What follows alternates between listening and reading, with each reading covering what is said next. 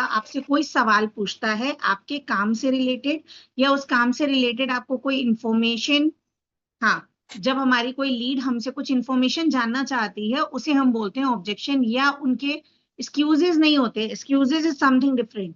Objection का मतलब होता है जब वो आपसे कुछ जानना चाहती है या उसके मन में कोई डाउट है वो आपसे क्लियर करना चाहती है और आप उसका सॉल्यूशन प्रोवाइड करते हो, उसे हम बोलते हैं ऑब्जेक्शन हैंडलिंग। ठीक है। इसमें आपकी सबसे बड़ी मेन इंपॉर्टेंट चीज होती है आपकी एजुकेशन।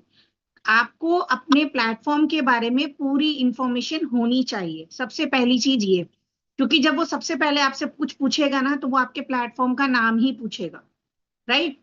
और उसके बाद जब आप इसमें, एक सेकेंड जस्ट, आपको अपने प्लेटफॉर्म की पूरी इंफॉर्मेशन होनी चाहिए और उसके साथ साथ आपको पूरी एजुकेशन होनी चाहिए, कौन कौन से कोर्सेज हैं, कौन से पैकेजेस में कितना कमीशन है, आपके प्लेटफॉर्म में अगर वो वर्क स्टार्ट करता है तो उसके बेनिफिट्स क्या हैं, ये सारी जो बेसिक इंफॉर्मेशन है ना, ये आपके पास सबके पास होनी चाहिए। क्लियर। तो ऑब्जेक्शन हर तरह के उठ सकते हैं, लेकिन ऑब्जेक्शन उठने से पहले आपके कुछ माइंड में कुछ पॉइंट्स होने चाहिए जो कि आपको अपने दिमाग में रखने ही रखने हैं। जैसे कि first impression, first impression is the last impression, सभी बोलते हैं ना, आपका पहला इंप्रेशन ही आपका लास्ट इंप्रेशन होता है। फॉर एग्जाम्पल आपकी लीड आई, लीड से आपने अच्छे से बात नहीं करी या आपने अपना फर्स्ट इंप्रेशन ही खराब कर दिया, तो आप चाहे जितने भी उसके ऑब्जेक्शन हैंडल कर दो, आप जितने भी सवालों के जवाब दे दो, लेकिन अगर आपका फर्स्ट इंप्रेशन खराब हो गया तो वो कहीं भी आपके साथ वर्क को स्टार्ट नहीं करेगी, उसका आपका ट्रस्ट बिल्ड अप ही नहीं हो पाएगा क्योंकि आपने अपना फर्स्ट इंप्रेशन ही खराब कर दिया। तो इसलिए सबसे पहला पॉइंट है जो आपको अपने माइंड में रखना है ऑब्जेक्शन हैंडलिंग के टाइम पे, आपका फर्स्ट इंप्रेशन ही आपका लास्ट इंप्रेशन है। आप चाहे कॉल पे बात करो, आप चाहे चैट पे बात करो, चाहे आप उनको वीडियो कॉल पे लेके बात करो, वो आपके ऊपर डिपेंड करता है, लेकिन आपका इंप्रेशन अच्छा होना चाहिए, उस सामने वाले पे आपका जो रेपो बिल्डिंग होना चाहिए वो बहुत अच्छी होनी चाहिए। क्लियर है?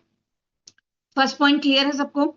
ठीक है। इसके बाद आता है 3F फॉर्मूला। 3F फॉर्मूला हम क्या कहते हैं? Feel, felt, found. फील मतलब उसकी प्रॉब्लम को समझो, उसकी प्रॉब्लम को अपने आप से रिलेट करके देखो, जिसे हम बोलते हैं फेल्ट।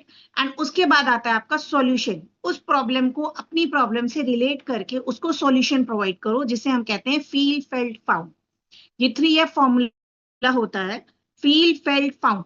आप उसको सामने वाली लीड का प्रॉब्लम को समझो, प्रॉब्लम को अपने आप की प्रॉब्लम से रिलेट करके देखो कि अगर आपने भी जब वर्क स्टार्ट किया होगा ना तो आपके मन में भी बहुत सारे ऑब्जेक्शंस रहे होंगे, इन्हीं ऑब्जेक्शंस को आपने भी क्लियर किया होगा और शायद आपने भी वर्क स्टार्ट करने से पहले कुछ टाइम लिया होगा। तो ये प्रॉब्लम जिसके साथ भी आपने वर्क स्टार्ट किया है ना, उसने भी आपकी इन प्रॉब्लम्स को फील किया होगा, फेल्ट किया होगा और उसके बाद उसको आपका सॉल्यूशन प्रोवाइड किया होगा।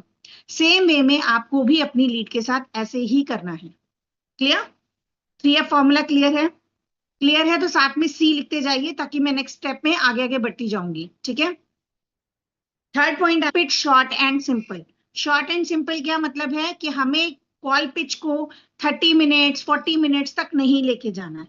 आप कोई भी ऑब्जेक्शन सामने वाला अगर क्रिएट कर रहा है तो कोशिश करिए कि उसके ऑब्जेक्शन को इजीली और बहुत ही सिंपल शॉर्ट लैंग्वेज में आप उसको क्लियर कर सको, ताकि उसके जो डाउट्स हैं वो इजी लैंग्वेज में उसको समझ में आए।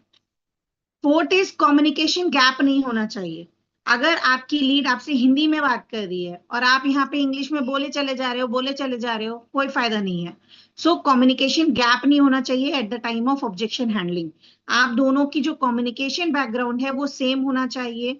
आपको सामने वाले से अपने आप को रिलेट करके ही बात करनी है। आप अपने आप को उसकी पोजीशन में रख के बात करोगे ना, और ये चीज आप खुद एनालिसिस करोगे कि जितना शॉर्ट एंड सिंपल में समझाओगे उसको इजीली समझ में आएगा। क्लियर? आपको घुमा फिरा के बातें नहीं करनी है, सीधी ऑन द पॉइंट बात करनी है, राइट। अब इसके बाद आता है रिस्पॉन्ड।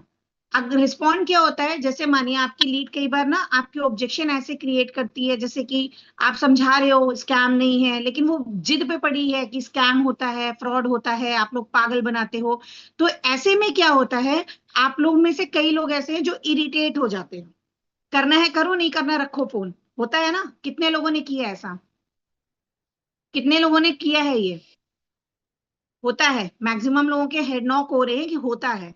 लीड ऐसा बोलती है, कि आप लोग पागल बनाते हो, पैसे लेके भाग जाते हो या पैसे लूटते हो, ऐसे बहुत सारे सवाल उठते हैं। और उस टाइम पे क्या होता है, हमारा एक इरिटेशन लेवल जो होता है ना वो ऊपर हो जाता है, और वो हम इरिटेशन अपनी लीड पे शो कर देते हैं। तो आपको वो चीज नहीं करनी है, आपको बहुत पेशेंस के साथ अपनी लीड से बात करनी है। जैसे कि आपको ऑब्वियसली रिस्पॉन्डिव बनना है, कैलकुलेटिव बनना है। क्यों, देखो अगर आप उसी से वही प्रॉपरली बात करोगे ना तो माइट भी वो लीड आपकी कन्वर्जन में जा सकती है। लेकिन अगर आपने कहीं पे रूड बिहेवियर दिखा दिया तो आपका वो ऑब्जेक्शन हैंडलिंग करने का पूरा प्रोसेस खराब हो जाएगा। और सबसे बड़ी बात है कि लीड आपके साथ चाह के भी वो रेपो बिल्डिंग नहीं कर पाएगी, ना आप उससे एक बिल्डअप बना पाओगे। तो इस वजह से ऑब्जेक्शन हैंडलिंग से पहले आपकी रेपो बिल्डिंग बहुत इंपॉर्टेंट रखती है, एंड इसके लिए आपको ये 5 पॉइंट्स इंपॉर्टेंट ध्यान में रखने हैं। ठीक है। Number 1 is first impression is the last impression. 3F formula, feel felt found. Keep it short and simple, small रखिए, शॉर्ट सिंपल लैंग्वेज में उसकी कम्युनिकेशन को कंटिन्यू करिए।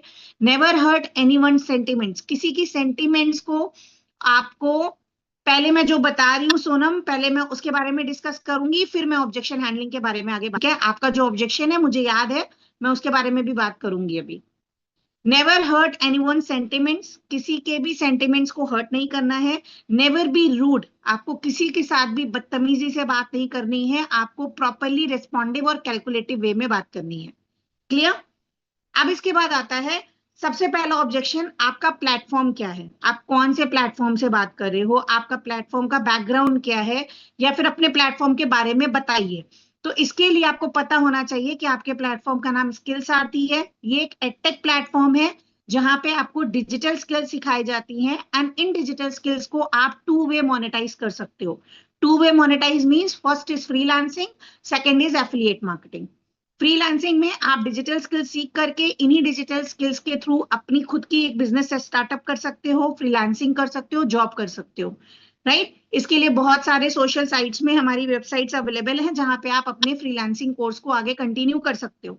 सेकेंड इज एफिलिएट मार्केटिंग, जहां पे हम आपको प्रॉपर ट्रेनिंग के थ्रू सिखाते हैं कि किस तरह से आपको कंपनी का प्रमोशन करना है, कंपनी एंड कंपनी के इन्हीं पैकेजेस का आपको आगे प्रमोट करना है, जिसके बदले में कंपनी आपको 90% का कमीशन देती है। क्लियर। यहां तक क्लियर है तो चैट बॉक्स में मेंशन करिए। पहला आपका मेन ऑब्जेक्शन आएगा आपका प्लेटफॉर्म, तो आपको पूरे अपने प्लेटफॉर्म की इंफॉर्मेशन होनी चाहिए। राइट। अब इसके बाद आता है यहाँ पे हमें क्या मिलता है, ट्रेनिंग कोर्सेज मिलते हैं। ये हमें एफिलिएट मार्केटिंग करने का पूरा प्रोसेस यहाँ पे सिखाया जाता है। ये पहला ऑब्जेक्शन है आपके प्लेटफॉर्म से रिलेटेड।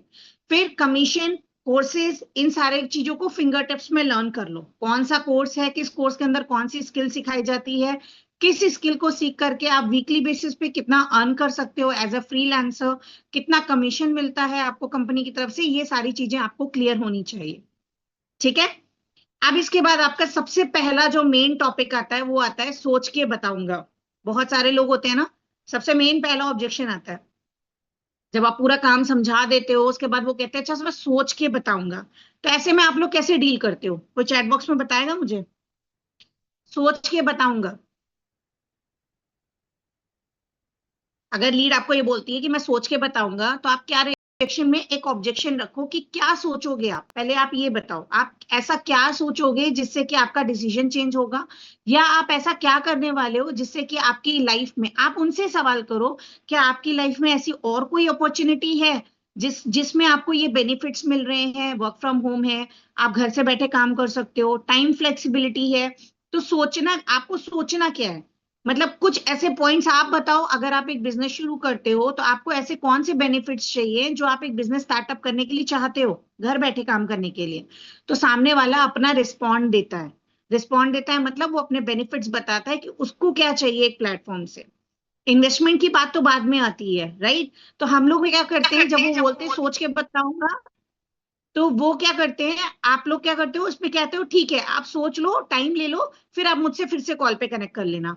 तो ऐसे में क्या होता है, वो लीड चली जाती है, वो सोचती ही रह जाती है, और आपकी लीड का वो फ्लो जो होता है ना वो खराब हो जाता है। आपकी लीड वो कभी भी आपको दोबारा रिस्पॉन्ड नहीं करेगी अगर आप इस ऑब्जेक्शन को उसी टाइम उसी कॉल पे हैंडल नहीं करोगे। तो अगर आप उसको टाइम दे देते हो ना कि सोच के बताऊंगा, तो वो भी अच्छे से टाइम लेती है, फिर आप उसको फॉलो अप लेते रहो, कोई फायदा नहीं होता।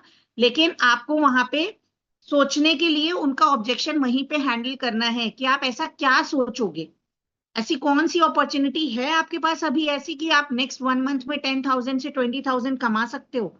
तो वो खुद मजबूर हो जाएगा उसी टाइम सोचने के लिए कि हाँ भाई, अगर आफ्टर द कॉल मैं कुछ सोचूंगा भी तो सोचूंगा क्या। डिसीजन एट रैंडम होता है ना, उस टाइम पे वो एटलीस्ट आपको इतना बोलेगी कि मैम मुझे पैसे अरेंज करने पड़ेंगे, या मैं हस्बैंड से पूछ के बताऊंगी, तब नेक्स्ट ऑब्जेक्शन आता है, राइट। अब लास्ट आता है आपका मुझे भरोसा नहीं हो रहा है, इसके बाद मुझे भरोसा नहीं हो रहा प्लेटफॉर्म में। ट्रस्ट इशू बहुत सारे लोगों का होता है, क्योंकि कई लोगों के साथ ना फ्रॉड और स्कैम हुआ होता है, ये सभी को पता है कि जब फ्रॉड और स्कैम हुआ होता है तो लोग उस टाइम पे ट्रस्ट नहीं कर पाते हैं, राइट। तो ट्रस्ट इशू के लिए आप उनके ट्रस्ट इशू में सॉल्यूशन मत दो। अरे आपको कैसे ट्रस्ट नहीं हो रहा, ये हमारी कंपनी गवर्नमेंट रजिस्टर्ड है, आप मत बताओ। आप उनसे पूछो कि आपके अकॉर्डिंग ट्रस्ट पैरामीटर क्या है, आप ऐसे कौन से बिजनेस पे ट्रस्ट कर सकते हो जिसमें आपको लगता है कि हाँ ये बिजनेस जेन्युइन है। तो वो सामने वाला खुद आपको सोच के बताएगा कि गवर्नमेंट रजिस्टर्ड प्लेटफॉर्म होना चाहिए, राइट। सबसे पहला तो यही होना चाहिए। सेकंड, आप जिस भी प्रोफाइल से बात कर रहे हो, जैसे मैंने आप लोगों को पहले भी बताया कि लीड सबसे पहले आपकी प्रोफाइल चेक करती है, आप पे ट्रस्ट करना बहुत जरूरी है, तो उसके लिए आपकी रेपो बिल्डिंग करना बहुत जरूरी है, क्योंकि अगर आपकी रेपो बिल्डिंग खराब होगी ना तो वो आप पे ट्रस्ट कभी नहीं कर पाएगा। एंड सेकेंड, अगर ट्रस्ट इशू आता है तो आप क्या कर सकते हो, उस टाइम पे उसको ट्रस्ट के लिए गवर्नमेंट सर्टिफिकेट व्हाट्सएप पे पहले उनको भेज सकते हो कि ठीक है आफ्टर द कॉल मैं आपको यहाँ पे जो भी गवर्नमेंट रजिस्टर्ड सर्टिफिकेट है, अगर आपके अकॉर्डिंग है कि गवर्नमेंट रजिस्टर्ड होना चाहिए, तो हमारी company properly government registered guidelines के अंडर ही काम कर रही है, एंड इससे रिलेटेड जो सर्टिफिकेट्स है वो मैं आफ्टर द कॉल आपको व्हाट्सएप पे भी शेयर कर देती हूँ, या ऑन द कॉल कर सकते हो तो ऑन द कॉल भी करो, कोई प्रॉब्लम नहीं है। आप उनको बोलो कि आप व्हाट्सएप ओपन करो, मैंने आपको ऑलरेडी सेंड किए हुए हैं, ठीक है। या फिर ट्रस्ट इशू में मेरी प्रोफाइल, आप अपनी इंस्टाग्राम यूट्यूब जो भी चैनल आप यूज कर रहे हो सोशल मीडिया का, आप अपनी प्रोफाइल शेयर कर सकते हो, ताकि उसको आप बोलो कि आप मेरी हाइलाइट्स चेक कर सकते हो, कंपनी की सारी डिटेल्स, जो भी लोग काम कर रहे हैं उनकी अर्निंग, सब कुछ इस प्लेटफॉर्म की वहां पे मेंशन्ड है हाइलाइट्स में, तो आप मेरी प्रोफाइल गो थ्रू कर सकते हो। अब प्रोफाइल तभी इंसान ट्रस्ट कर पाएगा जब बिल्डअप बहुत अच्छे से हुई होगी, ऑप्टिमाइजेशन अच्छे से किया होगा, एंड आप अपना पर्सनल कंटेंट डाल रहे होगे, दूसरों का कॉपी पेस्ट नहीं कर रहे होगे, राइट। तो लोगों का ट्रस्ट इशू सबसे पहले वहीं खत्म हो जाएगा जब वो आपकी प्रोफाइल को गो थ्रू करेगा। हो सकता है कन्वर्जन तुरंत ना आए, लेकिन एटलीस्ट उसका एक ट्रस्ट बिल्ड हो जाएगा कि हाँ आप एक जेन्युइन पर्सन हो, कोई फेक या फ्रॉड नहीं कर रहे हो किसी के साथ। हाईलाइट से इतना पता लग जाता है, सो इसलिए हम लोग बोलते हैं इंस्टाग्राम प्रोफाइल ऑप्टिमाइजेशन कंप्लीट रखिए, जो अभी भी सर के बताने के बावजूद कई लोगों ने नहीं करी हुई है, अभी भी नहीं करी हुई है। कंटेंट पे कुछ भी उठा के डाल रहे हैं, मीटिंग हो रही है तो मीटिंग डाल रहे हैं, मीटिंग की रिकॉर्डिंग ही बार बार रिप्ले करते जा रहे हैं, तो ये चीजें मत करो गाइस, कंटेंट अपना अच्छा कर लो, अपनी प्रोफाइल अच्छी कर लो। ऑब्जेक्शन हैंडलिंग में सबसे ज्यादा हेल्प यहीं पे मिलेगी आपकी प्रोफाइल से। क्रिकेट क्लियर है यहां तक, ये दोनों ऑब्जेक्शंस क्लियर हैं। नहीं कंप्लीट है, सॉरी सरप्रीत, बट आपकी प्रोफाइल कंप्लीट नहीं है। सिर्फ हाइलाइट्स और स्टोरी डालने से नहीं होगा, कंटेंट अच्छा करना पड़ेगा। ट्रेनिंग वीडियोस मैं सबको मना कर चुकी हूँ, ट्रेनिंग वीडियोस सिर्फ स्टेटस मार्केटिंग के लिए होती है, कंटेंट के लिए नहीं होती है।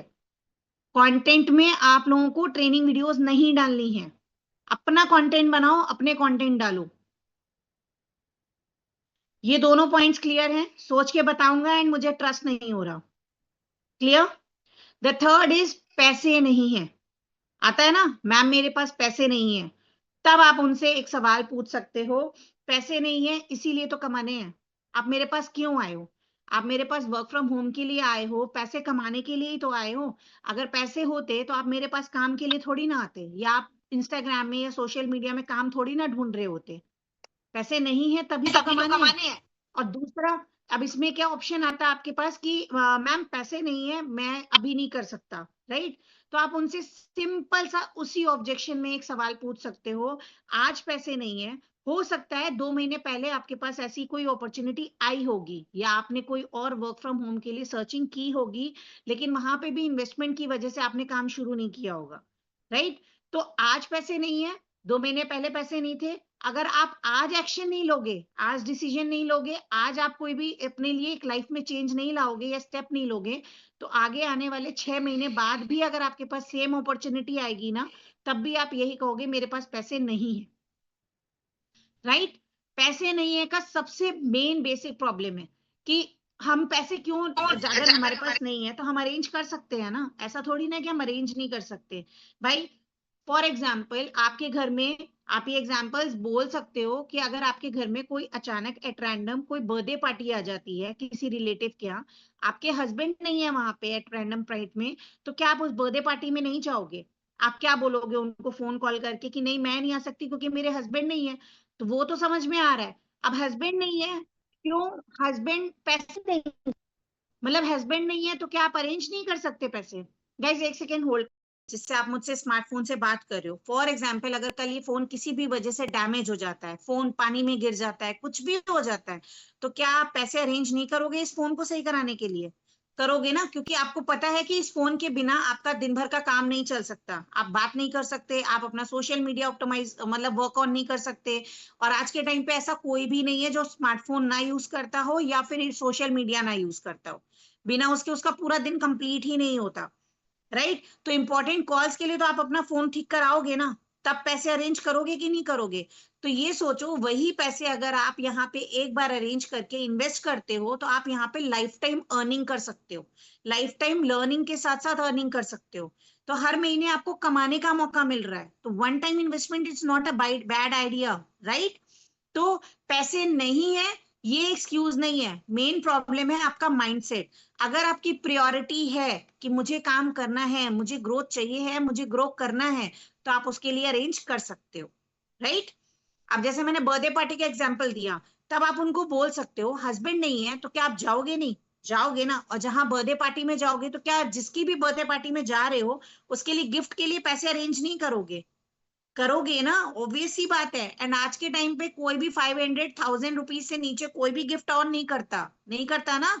तो वो 1000 और 1500 रुपीज जब आप अरेंज कर सकते हो पार्टीज के लिए, कहीं जाने के लिए, घूमने के लिए, तो क्या वो आप अपनी लाइफ को चेंज करने के लिए अरेंज नहीं कर सकते हो? Clear?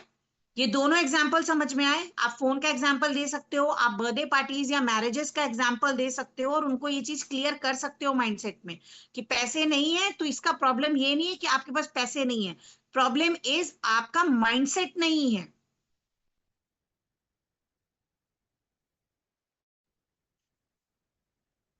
Preeti ma'am after the meeting आप मुझे जरा एक बार कॉल कर लेना, ठीक है? इंपॉर्टेंट है। Okay okay. या सो अब इसके बाद आता है, पूछ के बताता हूँ, घर वालों से पूछ के बताता हूँ, या फैमिली, अगर स्टूडेंट होगा तो वो बोलेगा मैं पेरेंट्स से पूछ के बताता हूँ। अगर एक हाउसवाइफ होगी तो मैक्सिमम हाउसवाइफ का एक ही चीज आता है, हस्बैंड से पूछ के बताती हूँ, राइट? वहां पे आपको क्या करना है, उनको ये नहीं बोलना है ठीक है आप पूछ लेना फिर मेरे को बता देना, ये चीज नहीं करनी है आपको। एट द रैंडम उसी टाइम पे ऑब्जेक्शन हैंडल करना है। ये नहीं करना कि अच्छा उसने कहा मैं पूछ के बताता हूं तो आपने कहा ठीक है आप पूछ लेना फिर मेरे को कल कल बता देना, कल मैं आपसे बात कर लूंगी। ये चीज नहीं करनी है आपको, एट रैंडम उनसे ये चीज बोलनी है कि जो चीज मैंने आपको बताई है क्या आप वैसा का वैसा अपने हस्बैंड को क्लियर कर पाओगे? जो चीज मैंने आपको इस बिजनेस प्लेटफॉर्म के बारे में बताई है, जितनी इंफॉर्मेशन मैंने आपको दी है, क्या आप पूरा 100% ऐसे ही ऐसा आप अपने हस्बैंड को समझा पाओगे?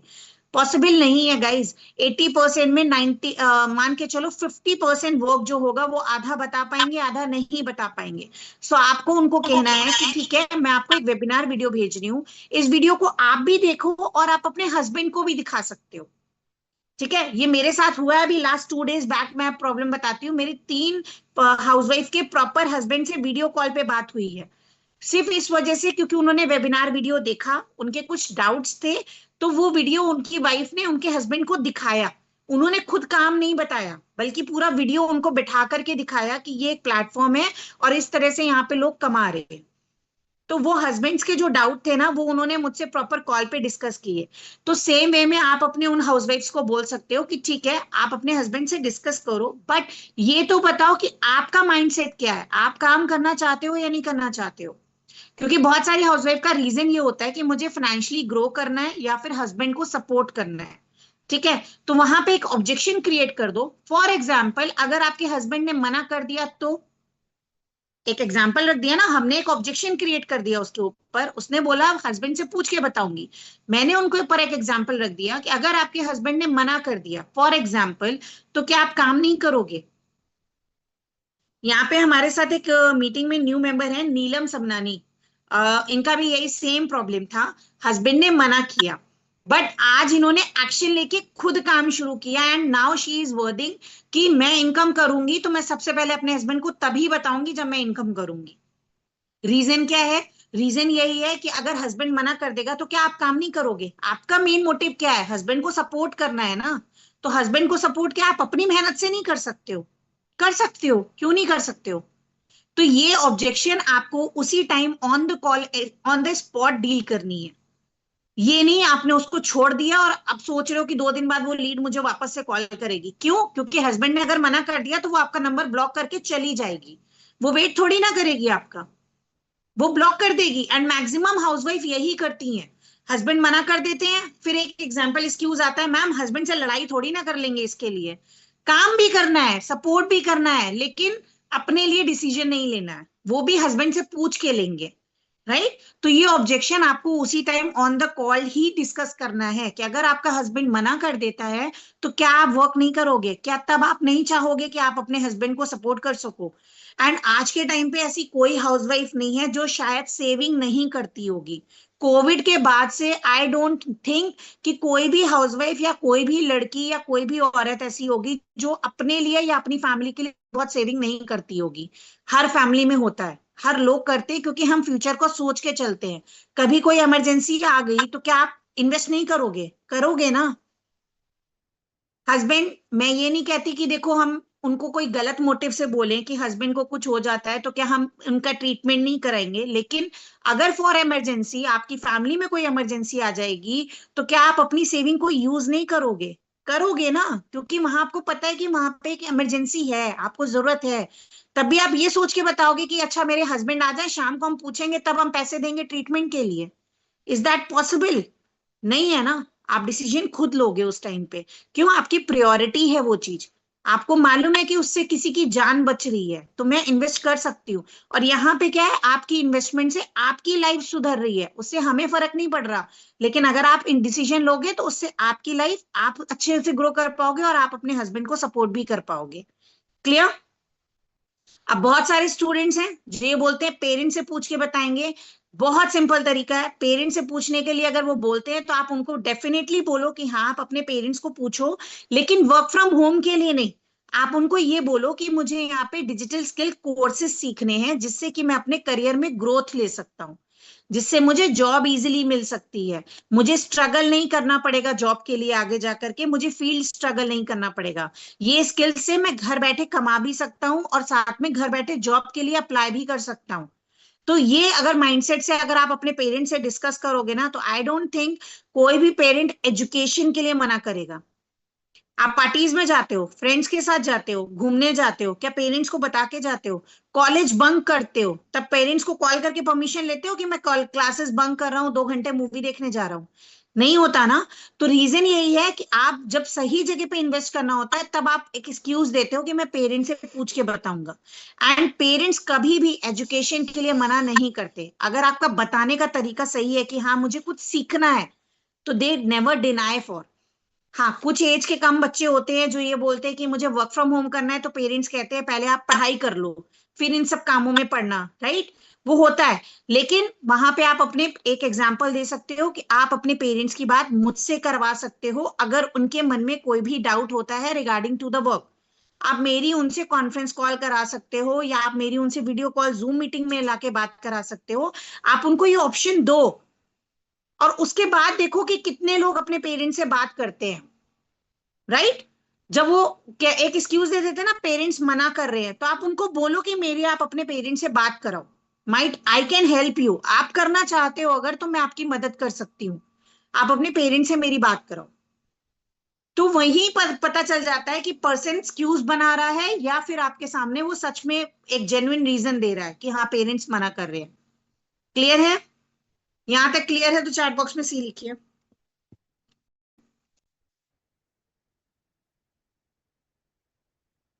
2 रीजंस और रह गए हैं। वाई हमें पहले खरीदना पड़ेगा क्या, इन्वेस्ट करना पड़ेगा, और दूसरा है आपका ये चेन सिस्टम है। देखो चेन सिस्टम के लिए आप क्या एक्सक्यूज दे सकते हो, यहाँ पे कोई एक्सक्यूज नहीं है। ऑब्जेक्शन कैसे हैंडल कर सकते हो चेन सिस्टम का, कि ये एक चेन सिस्टम नहीं है, क्योंकि चेन सिस्टम में हमें क्या करना होता है, जिसे हम डायरेक्टली बोलते हैं नेटवर्क मार्केटिंग। नेटवर्क मार्केटिंग में आपको एक स्ट्रॉन्ग नेटवर्क बनाना पड़ता है। जब तक आपका वो नेटवर्क काम नहीं करेगा, आपकी नेटवर्थ नहीं होगी। आपका नेटवर्क जब तक एक्टिव नहीं होगा, आप टारगेट अचीव नहीं करोगे, तब तक आपकी इनकम नहीं होगी। चाहे भले आप फ्री में बिजनेस को ज्वाइन ज्वाइन किया हो, जैसे कि आपने देखा होगा मोदी केयर, वेस्टीज और ऑरिफ्लेम, इन सब में क्या होता है, आपकी ज्वाइनिंग फ्री हो जाती है, लेकिन उसके बाद आपको हर मंथ में मंथली टारगेट दिया जाता है। बीवी पीवी पॉइंट्स ये सब कंप्लीट करने पड़ते हैं। अगर आप वो अचीव नहीं करते हो तो आपकी इनकम नहीं आती है, आपके चेक इश्यूज नहीं होते हैं। मैंने प्रॉपरली मोदी केयर में एज ए नेटवर्कर काम किया हुआ है, मैंने अर्न किया है, अच्छा खासा नेटवर्क बनाया है, लेकिन वहां पे एक टारगेट होता है कि आपको वो टारगेट अचीव करना ही है, तभी आप उतनी इनकम जनरेट कर सकते हो और नेक्स्ट लेवल पे जा सकते हो। तो यहाँ पे क्या है, affiliate marketing is not a chain system. यहाँ पे आपको सिर्फ प्रमोशन करना है। एंड प्रमोशन, बहुत सारे लोग बोलते हैं मैम मैंने कभी प्रमोशन नहीं किया हुआ है, तो आप उनको बोलो कि आप बचपन से प्रमोशन करते आ रहे हो, आपको पता ही नहीं कि आपने प्रमोशन नहीं किया है। आप मूवीज देखने जाते हो, आप कहीं घूमने जाते हो, आप कहीं, फॉर एग्जाम्पल हाउसवाइफ है तो आप पार्लर का एग्जाम्पल दे सकते हो, कि जब आप इन जगह पे जाते हो, आपको इनकी सर्विस अच्छी लगती है या मूवी अच्छी लगती है, तो घर आकर आप कितने लोगों से इस बारे में बात करते हो।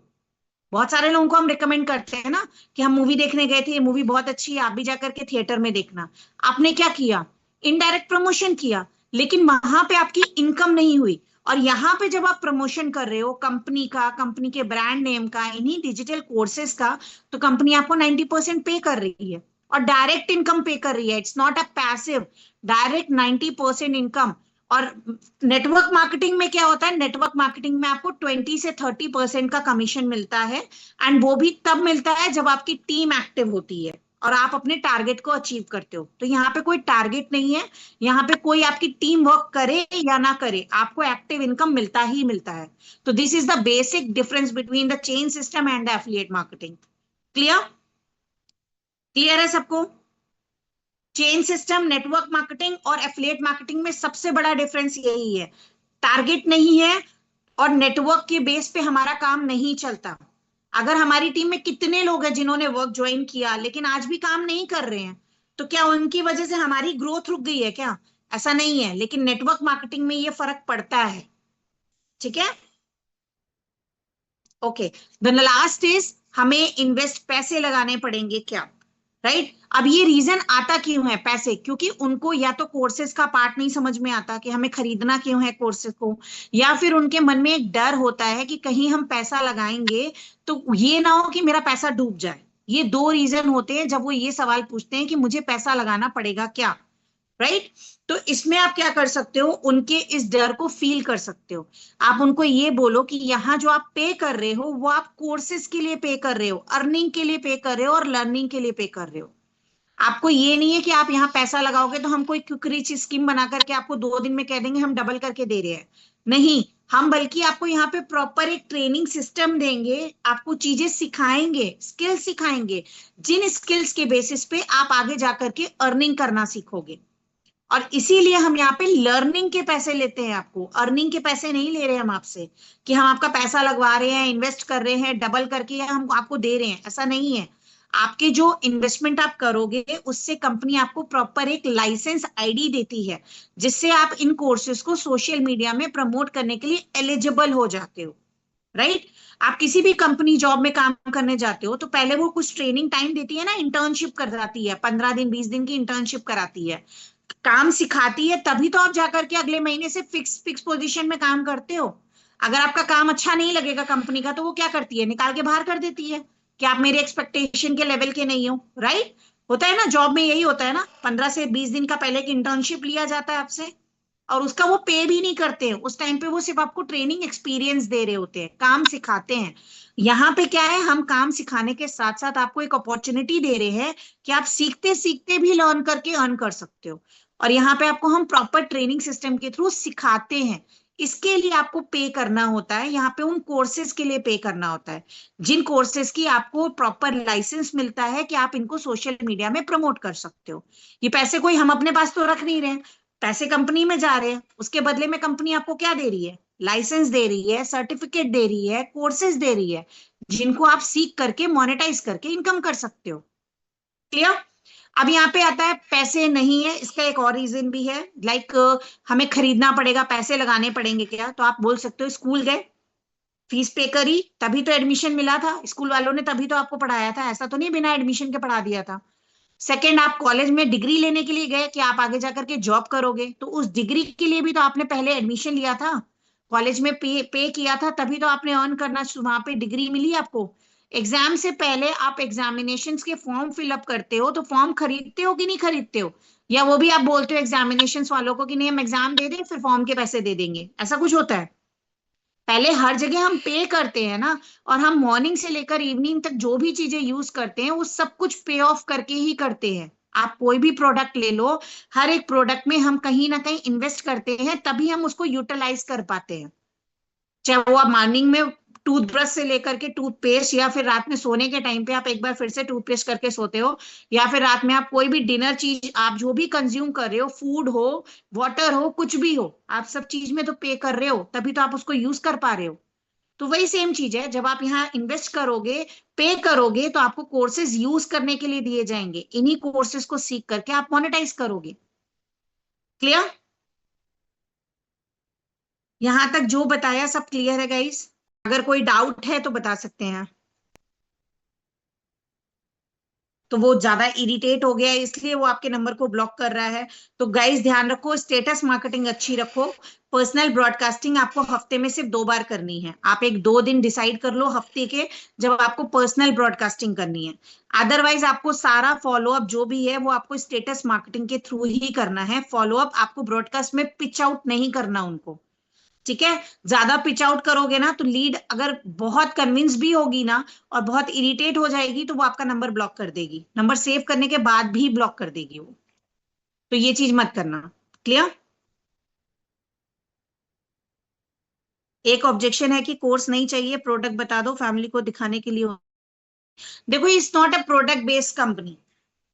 प्रोडक्ट बेस्ड मतलब क्या है? यहाँ पे हमारे पास प्रोडक्ट है लेकिन डिजिटल प्रोडक्ट्स है, नॉट द फिजिकल प्रोडक्ट्स।